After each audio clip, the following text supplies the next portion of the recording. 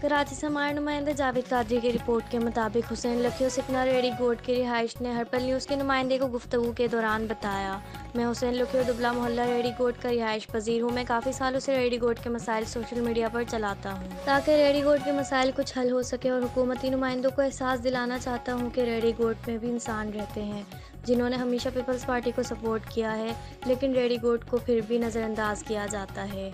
मेरा मकसद रेडी गोट के माहीगिरों के हक़ के लिए आवाज़ बुलंद करना है, लेकिन अफसोस के साथ कहना पड़ रहा है कि 1 नवंबर 2022 को जब मैं अपने बच्चों को मदरसे से वापस लेने जा रहा था तो रास्ते में खड़े यूसी चेयरमैन के उम्मीदवार इब्राहिम ननो ने मुझ पर हमला किया। खुदा गवाह है कि मैंने सिर्फ अपना दिफा किया और वहाँ पर खड़े लोगों ने आकर मुझे इब्राहिम ननो से बचाया। इब्राहिम ननो सुकन थाने में मेरे खिलाफ रिपोर्ट करवाने गए। इसके बाद पुलिस ने 2 घंटे मुझे थाने में रखा। अल्लाह पाक का शुक्र है कि हाजी मुजफ्फर अली शजरा और इनकी टीम ने मुझे थाने से निकलवाया। मुझे अभी भी इब्राहिम ननो और इसके साथियों से खतरा है, लिहाजा मुझे कुछ भी हुआ तो इसके जिम्मेदार इब्राहिम ननो और इसकी टीम होगी। आइए सुनिए इसकी ज़ुबानी। परसों मैंने फेसबुक पे ये पोस्ट चलाई थी गटर की, आप देख सकते हो मेरे पीछे। तो कल इब्राहिम नन्नू जो चेयरमैन है यूसी का, जो अभी पीपल्स पार्टी के सीट पे खड़ा हुआ है, उसने मुझे रात को 11 बजे फ़ोन करके धमकी दी कि भाई आप ये नेट पे क्यों चला रहे हैं। तो मैंने बोला देखो यहाँ पर लोग जितने भी हैं परेशान हैं, गुजरने का रास्ता नहीं है, आप इस मसले को हल करवाओ। तो उसने मुझे धमकी दी कि आप नेट पे क्यों चला रहे, इब्राहिम नन्नू जो चेयरमैन थे। तो मैंने फ़ोन काट दिया। उसके बाद मुझे कल जब मिला रोड के ऊपर तो उसके साथ गाड़ी में कुछ बंदे भी बैठे हुए थे।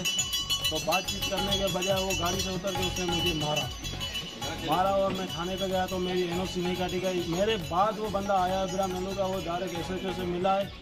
अभी पता नहीं किसका फ़ोन आया था एसएचओ के पास कि भाई इस बंदे को बंद करना है, लेकिन मैं हाजी मुजफ्फर अली का सुजरा का शुक्रगुजार हूँ।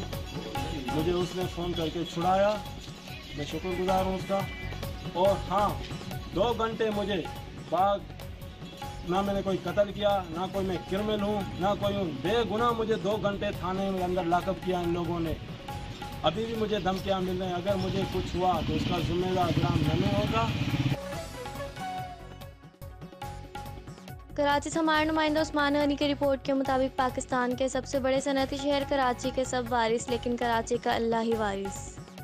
तफसीलात के मुताबिक कोरंगी इंडस्ट्रियल एरिया के ब्लॉक चौरंगी के सीवरेज के नालों के ढक्कन गायब, जिसकी वजह से कोई भी कीमती जान किसी भी वक्त लुक़मा अजल बन सकती है।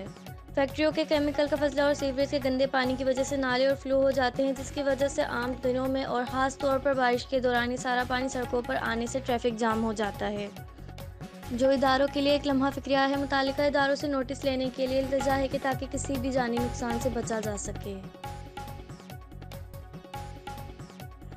कराची से हमारे नुमाइंदा वकार अली की रिपोर्ट के मुताबिक डिस्ट्रिक्ट कोरंगी के इलाके सौदाबाद नज़्म मुराद मेमन गर्ल्स स्कूल से लेकर काला बोर्ड तक सड़क का काम दिन रात जारी। अवाम में खुशी की लहर। अवाम ने बताया कि ये सारा काम जमात इस्लामी की तवज्जो दिलाने की वजह से हुआ, जिसका सारा जमात इस्लामी के कायदीन को जाता है।